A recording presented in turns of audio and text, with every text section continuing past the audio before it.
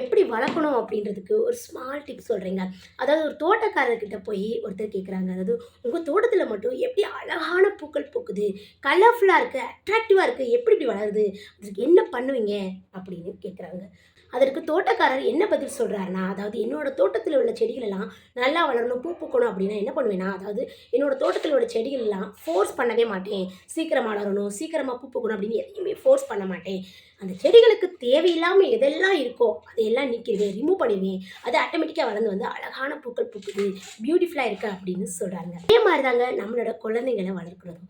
குழந்தைங்கள ஃபோர்ஸ் பண்ணக்கூடாதுங்க. எந்த விஷயத்துக்காகவும் ஃபோர்ஸ் பண்ணாமல் அவங்களுக்கு எதெல்லாம் தேவையில்லாமல், அதாவது அவங்க வளர்ச்சிக்கு எதெல்லாம் தேவையில்லாமல் இருக்கோ, தடையாக இருக்கோ, அதெல்லாம் நீக்கி கொடுத்தோம், ரிமூவ் பண்ணிட்டோம் அப்படின்னா குழந்தைங்க அழகாக வளர்ந்து வந்துடுவாங்க. அவங்க வளர்ச்சி பாதையை நோக்கி போயிடுவாங்க அப்படின்றத இந்த வீடியோவில் நான் உங்களுக்கு ஷேர் பண்ணுறேங்க. இந்த வீடியோ பிடிச்சிருந்தா லைக் பண்ணுங்கள், ஷேர் பண்ணுங்கள், சப்ஸ்கிரைப் பண்ணுங்கள். நன்றி, வணக்கம்.